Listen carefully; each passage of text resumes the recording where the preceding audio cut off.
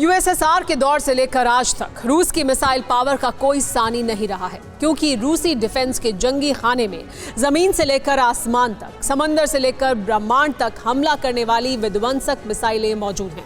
कोई सुपरसोनिक है तो कोई हाइपरसोनिक, कोई लंबी दूरी तक मार कर सकती है तो कोई पलक झपकते ही दुश्मन पर डेडली प्रहार कर सकती है। और पुतिन के इसी मिसाइल जखीरे में से एक और विनाशक वॉर जोन में एंट्री के लिए तैयार है। बेहिसाब तबाही और अपने एटमी बवंडर से दुश्मन मुल्क का वजूद मिटाने के लिए आमादा है। आखिर कौन सा है वो परमाणु ब्रह्मास्त्र जिसके इन विनाश से 12,000 किलोमीटर तक मचेगा हाहाकार? आप भी देखिए। रूस यूक्रेन जंग के बीच पुतिन के परमाणु विनाशक की एंट्री ने सनसनी मचा दी। Kyiv to Washington, Warsaw to London हड़कंप मच गया है, क्योंकि अब तक तो यूक्रेन और उसके मददगारों पर न्यूक्लियर हथियारों के इस्तेमाल की धमकी दी जा रही थी, मगर इस बार पुतिन ने 12,000 किलोमीटर तक एटमी कोहराम मचाने वाले ब्रह्मास्त्र को वॉर जोन में उतार दिया है। यकीन न हो तो बैटल ग्राउंड से सामने आए 1 मिनट 16 सेकंड के इस वीडियो को देखिए।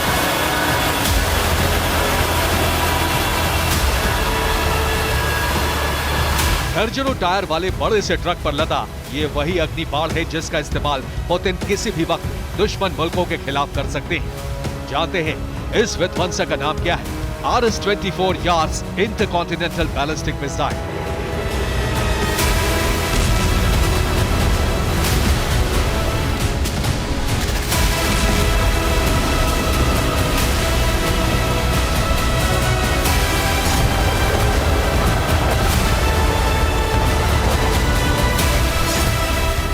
हैरानी इस बात की है कि बीते 1 साल से रूस हर नए दिन किसी नए विध्वंसक को जंग में उतार रहा है। रूसी डिफेंस ने तमाम तरह के स्ट्रैटेजिक मिसाइलों को यूक्रेन के खिलाफ पहले ही वॉर जोन में उतार रखा है, जो एटमी हमला कर सकती है। आखिर कौन कौन सी हैं वो मिसाइलें, ये भी जान लीजिए।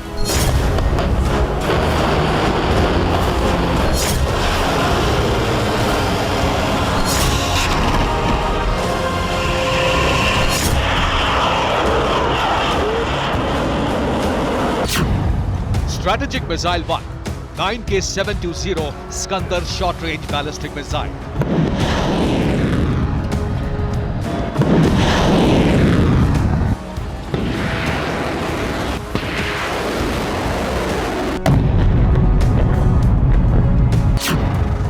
Strategic Missile 2, KH-47M2 Kinjal Hypersonic Missile.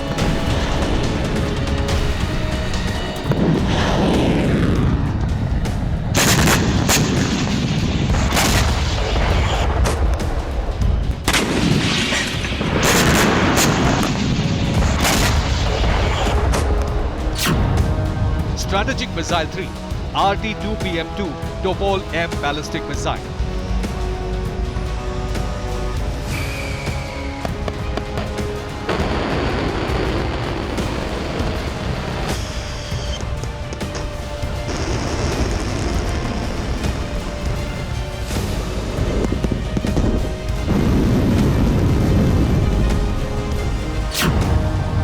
Strategic Missile 4, Avangard Hypersonic Glide Vehicle Missile.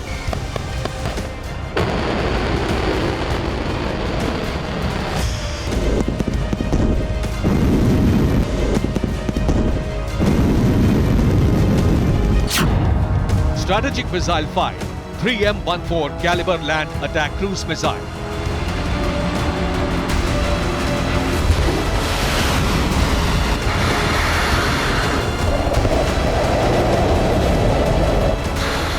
इन सभी एटमी ब्रह्मास्त्रों को पुतिन ने यूक्रेन के खिलाफ अलग अलग वॉर फ्रंट पर तैनात कर रखा है, वो भी एटमी वॉरहेड से लैस करके। इंतजार है तो सिर्फ पुतिन के इशारे का।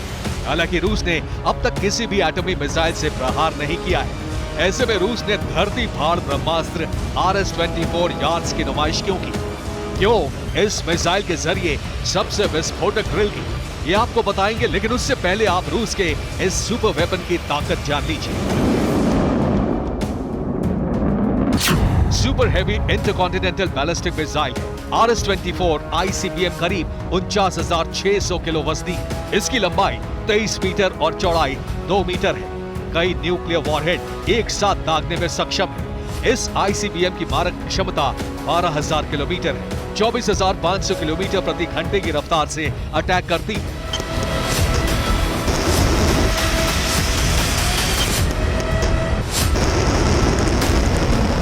अब तक रूस के टारगेट पर यूक्रेन था, मगर अब रूस का सिर्फ एक मकसद है, यूक्रेन के साथ खड़े उससे हथियारों की सप्लाई कर रहे सुपर पावर अमेरिका पर धावा बोलना, अपने विनाशक हथियारों के दम पर हद में रहने की चेतावनी देना। और इसके लिए पुतिन ने यार्स आईसीबीएम के साथ वॉर ड्रिल की, जिसमें 3,000 से ज्यादा सैनिक भी शामिल हुए। इसके अलावा यार्स आईसीबीएम को लाने की अहम वजह है न्यूक्लियर ट्रीटी का टूटना, स्टार्ट से रूस का अलग होना और सीधे तौर पर अमेरिका से अदावत होना।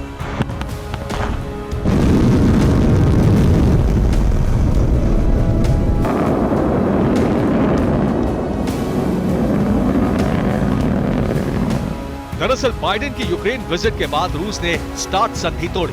5 फरवरी 2011 को अमेरिका और रूस के बीच ट्रीटी हुई थी, जिसमें एटमी हथियारों की तादाद कम करने पर सहमति बनी थी। मगर इसी साल फरवरी में रूस ने स्टार्ट से खुद को अलग कर लिया। मामला इतना भर ही नहीं है, रूस ने स्टार्ट को तोड़ने के बाद न सिर्फ यूक्रेन और नेटो के खिलाफ एटमी मिसाइलों को तैनात किया, बल्कि रूस ने अपने एटमी जखीरे से जुड़ी किसी भी जानकारी को साझा करने से इनकार कर दिया। इतना ही नहीं, रूस ने बिना किसी को भनक लगे बेलारूस को परमाणु हथियारों की सप्लाई भी कर दी और देखते ही देखते बेलारूस एक परमाणु संपन्न देश बन गया। दरअसल रूस अब हर फ्रंट से एटमी बवंडर लाने की तैयारी कर चुका है।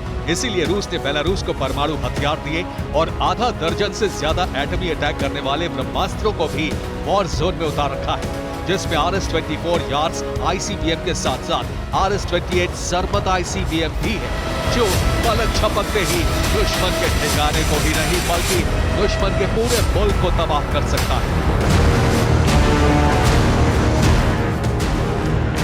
मतलब ये है कि रूस यूक्रेन वॉर का न्यूक्लियर फेज शुरू हो चुका है और शायद यही वजह है कि अब अमेरिका ने भी यूक्रेन को दिए जाने वाले हथियारों की खेप या फिर लिस्ट जारी न करने का ऐलान किया है, जिसके मायने साफ है, चोरी छिपे वेपन्स डिलीवरी करना, जिसमें न्यूक्लियर वॉरहेड भी हो सकते हैं।